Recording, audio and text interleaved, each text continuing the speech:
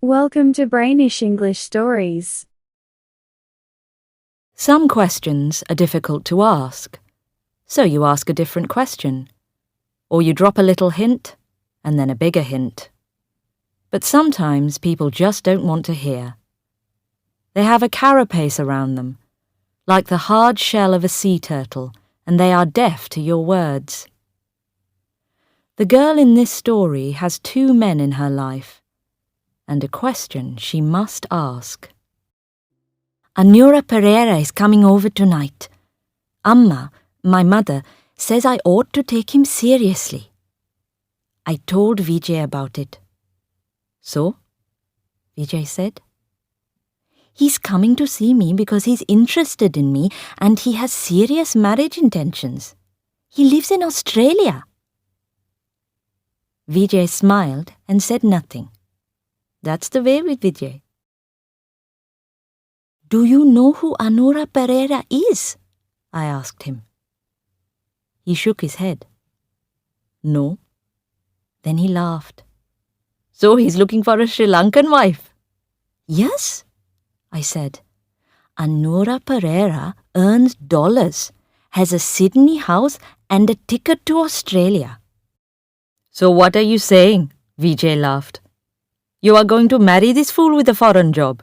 Is that what you've come to tell me? That wasn't what I had come to tell him at all. I first met Vijay at the new disco. It was a birthday party and there were about 20 people in our group. I didn't know many of them. My friend Lakshmi took me along to it. It was her friend's birthday, and we had all been looking forward to going to this new place. Everyone was talking about it. It was crowded that night. The dance floor was fantastic, with lights coming on underneath and other lights moving fast around the room. Vijay was not in our group. He came up to me and said, "How about a dance?" It was difficult to hear him, but when the light shone on him, I could see in his face that he really wanted to dance with me. We danced all night. He bought me drinks and smoked lots of cigarettes. In the end, he asked whether we could meet again. Only the next day I discovered he is the cook at the beach hut. He is older than me, tall and long and always smiling. He has such lovely, thick, untidy hair and is so thin. He never eats. He says he likes to see his food eaten by other people, to watch his customers, his friends grow fat and happy. He says there is nothing he likes better than to cook his prawns in front of the ocean. His face is big and square, and he always seems ready to burst into a laugh. And when he does, the whole sea seems to break into smiling waves. The beach is so lovely with him. When I went to see him today, he said, "Hello?" with a big smile on his face. "Come and sit down. I won't be long." He had a bowl full of enormous prawns on his knees. He took off the heads and shells, then, carefully, pulled out a thin blue vein that curved round each prawn like a backbone. "Look at that," he said, holding the vein up. "Sea poison."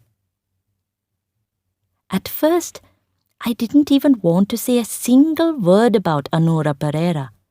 But Amma says you must always go for the best you can. And I know Anura Pereira will come in a big modern car with a stereo and dark glass in the windows. I wanted Vijay to know. When he finished with the prawns, he washed his hands and poured out some coffee for me. I wanted to know what he really felt for me. "What are we going to do?" I asked. "About what?" he said. "About us," I said. "What are we going to do?" He said, "There's an American movie on at the cinema." It is so easy for him. He doesn't see anything. There are no problems, no difficulties. He's not like other guys, always trying to persuade a girl into something she doesn't want to do. He always says exactly what he thinks. But I suppose I looked worried because he bent forward. "What is it you want to know then?" he asked, touching my hand. He has such a light touch. His fingernails are like seashells, pale pink, with little half moons visible. When he touches my hand with his fingers, I feel wonderful, and I want to go on like this forever, just drinking coffee together and looking at the sea. I said, "We've got to decide what to do. Going to a movie won't solve anything." "But you like the movies," he said. "For months, nothing has happened, and now suddenly, everything happens. Vijay first, then Anura Pereira. When Amma talks to me, I see a whole new world. I don't think Vijay could even imagine it. He would just laugh. Amma said we could go and buy a new sari, something really nice, and I saw just the right shoes at Tonio's next to the supermarket. Imagine flying, stopping in Singapore. I can't believe it, but it is what I've dreamed of all along. Something happening. So I can be someone instead of this crazy feeling that nothing matters. But then, when I go to Vijay, I really don't know what I want." He looked at me and put his head on one side. "So, what matters so much?" he asked. He lit one of his thin cigarettes and stretched out on his chair. His head rested on the back of it. He let his mouth stay open like a fish. Sometimes he can be so silly. But it isn't that simple. "We can't just stay like this," I said. "The beach hut isn't going to be here forever. The wood is already going soft in the sea air, and the roof will soon fall apart." I looked out of the doorway and watched the green sandy water of the ocean rising and falling. "You can't be a beach cook for the rest of your life," I said. "Or is that all you want? Do you really only want to be a cook all your life?" I didn't want to hurt him. I just wanted him to say something. But he just stared at me. I felt he was seeing me, out at sea, floating across the ocean. But who is the drifter? Not me. A crowd of swimmers arrived, looking for beer and food. So I said, "I must go. You have work to do. Call me as soon as you can, before evening. It is important. Call me, please." He smiled sweetly. "Okay," he said. Then he closed his eyes and breathed in the last of his cigarette smoke. At home, everyone was busy.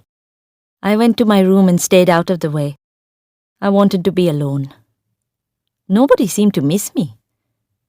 By 5 o'clock, when I look out, the whole place has been dusted and tidied up. Auntie Manel has even brought flowers for that awful green vase that sits by the telephone. The house even smells different. Amma has made sandwiches and little cakes to put out in her special silver bowl. I have never seen the place looking like this. Amma is so excited and anxious, she's been rushing round arranging everything. It's no accident that this first meeting is happening tonight. The stars must be in the right position today, and that gives us our best chance of success. I know she wouldn't take any risks. I suppose I should stop all the preparations and ask her. Do I have a choice in all of this? But I don't want to choose. I hate choosing. It's all so crazy. What's in Australia, anyway?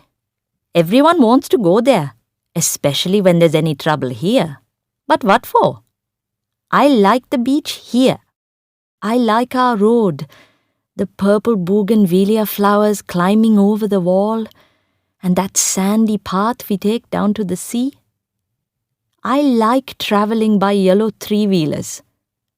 Just to live in a large house with a view of Sydney Opera House or something, what's so great about that? Vijay would say it's all in the head.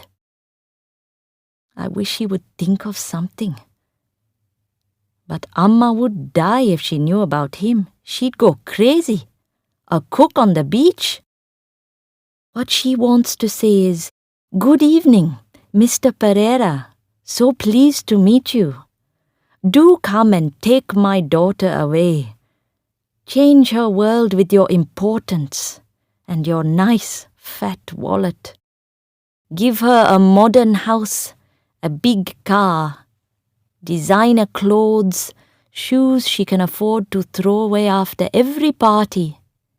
Give her expensive things and also your lifelong respect, and all will be well. She will be good for your business, your position in society. She will be a priceless jewel to you. Just take her, Mr. Pereira.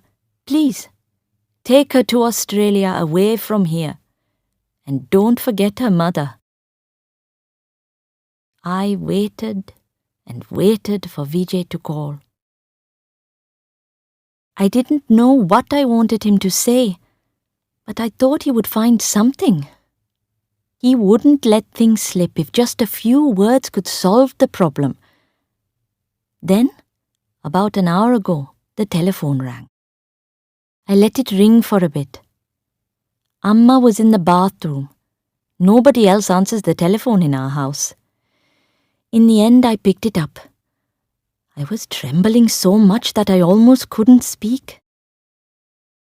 "What time can you come out to eat tonight?" Vijay asked. "I've made a special dish, fantastic, with those big prawns." I could hear the ocean in the telephone. I could see him with a big smile on his face, pulling open his white shirt and rubbing his bony chest with his long, thin fingers. He would have the lamps lit under the trees. I said, "I can't talk, the iron is on." I was ironing my green sari, the new one that Amma bought for me. "I have to put the phone down," I said. I put it down. He won't ring again. He thinks I know his number by heart. Mount Lavinia, 926 979. 926 979.